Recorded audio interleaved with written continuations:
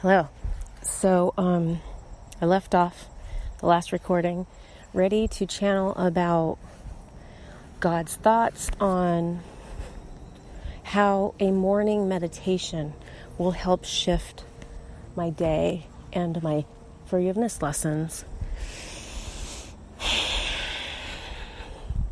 Kelly, thank you for bringing this intention to us.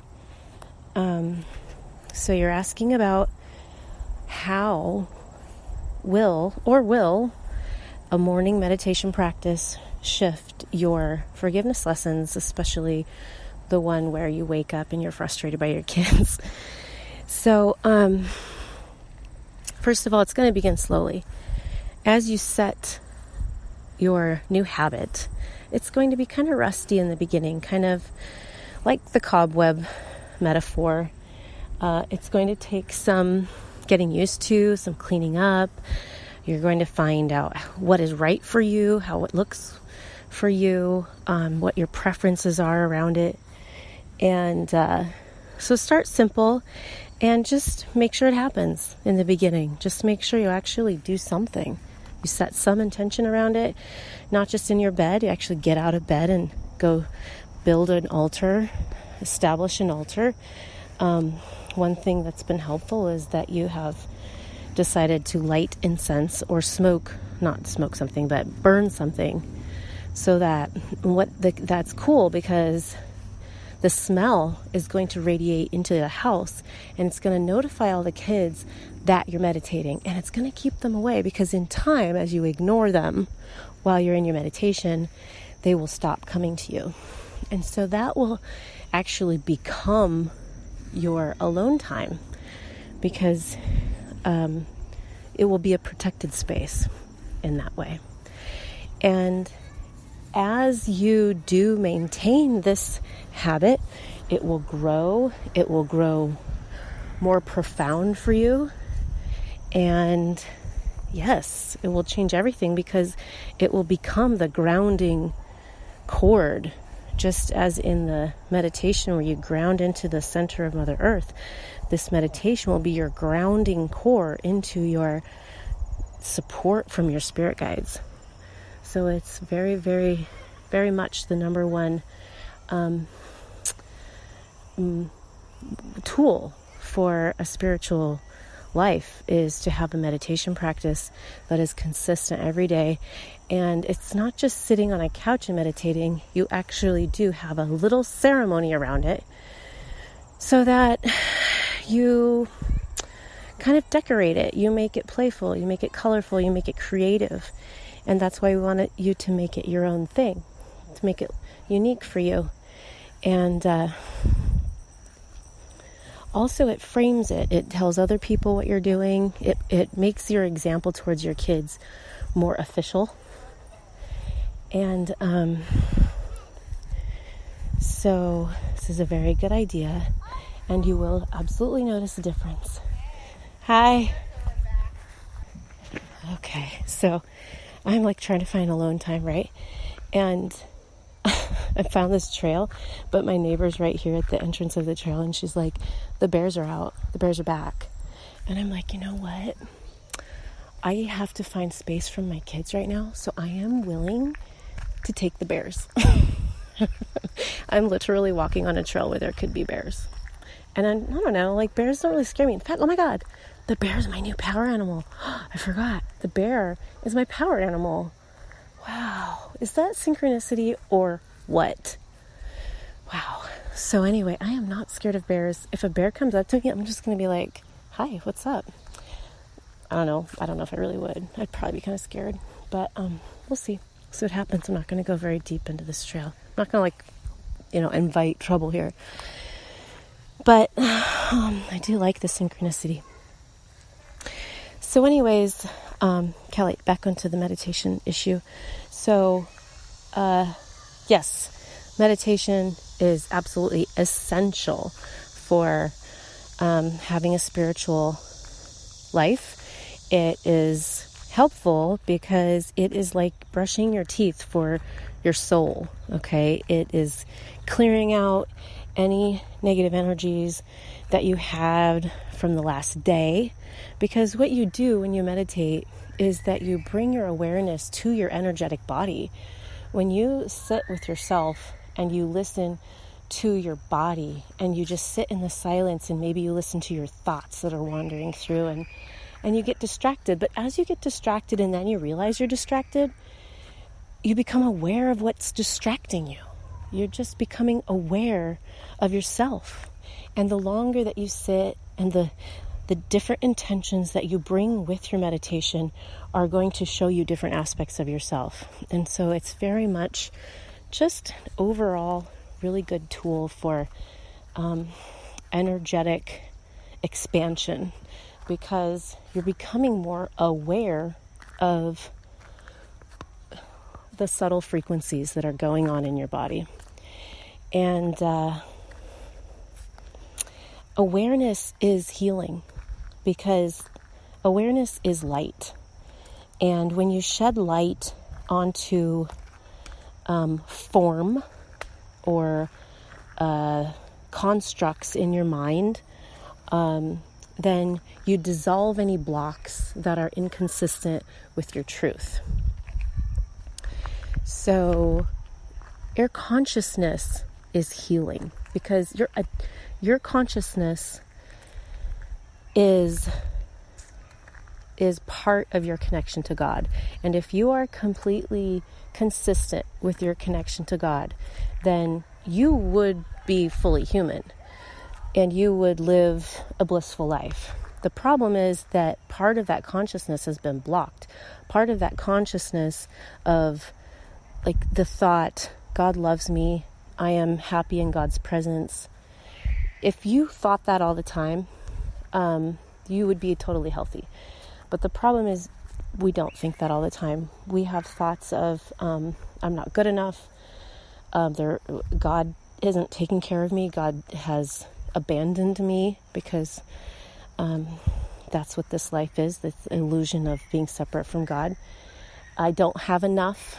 I don't have enough money, or my body is ugly. Any of these thoughts are when that connection with God is altered or broken or blocked off in some way. Or, so that in that case, the consciousness, the light, then gets refracted or blocked or distorted somehow, and it leaves you sick in the physical body, because the physical body is a manifestation of the energetic frequency between you and God. So when your physical surroundings are beautiful and harmonious, they're a reflection of your consistent connection to your source. Then you are then manifesting a pure connection. But when there is relationship problems, health problems, or financial problems, that means that there is a block in your connection to your source, because your abundance isn't flowing. And it's always a mental block. It's always a belief. So your job as a healer, as a light worker, the purpose of a spiritual path is to reconnect that connection with source, to unblock anything by shining light on it. And we do this by just sitting with something and unjudging it. And so when you sit in meditation, you become aware of your judgment thoughts, and you dissolve them simply by saying, oh, well, I don't have to think that way. That's all it takes. So Kelly, when you're asking yourself, and you wake up in the morning, and you always wake up as a pattern the same way day after day, oh, I wish the kids would just give me some time by myself. And then you have the thought, oh, well, I wonder if I don't have to think that way. That's the beginning that cracks a hole in the wall that's holding all of that abundance out. That cracks that wall to let the little dribble, let the little water come through, because it doesn't feel good to say, I can never wake up before my kids, and they always wake me up, and they're so hyper, they have so much energy, they just want to bounce and yell and scream, and all I want is to sit by myself and drink a cup of coffee and read a book in silence. This is my pattern, you guys. And what if you could just sigh, maybe. Let's be realistic. Let's wake up tomorrow and just let the kids wake you up. Say, screw it. I give up trying to be the perfect spiritual person and be disciplined. I just give up. I'm just going to let things be. I'm going to wake up, and instead of being annoyed, I'm just going to choose to chill and just observe them, to be as neutral as possible. Every time I feel resistance in my mind coming up, I'm going to bless it, and I'm going to say, yes, that is totally understandable to feel that way. But we're just going to let that, we're not going to fight it. We're just going to let it be, and we're going to see if, trying to be defenseless, trying to put effort into neutrality, putting effort into using that anxiety, just the initial beginning of that anxiety, to remind me to reach towards God for help and the spirit guides. Be like, guides, this is coming up for me. I'm starting to feel some anxiety, and instead of trying to make it change in my physical body, I'm actually going to use it to remind me to reach to my guides and my helpers, my allies. My new shaman, she calls them allies. And because I don't know, the non-physical realm, non-ordinary reality, she calls it, it's not tangible. I can't see it. It's taken me 15 years to even start believing in it on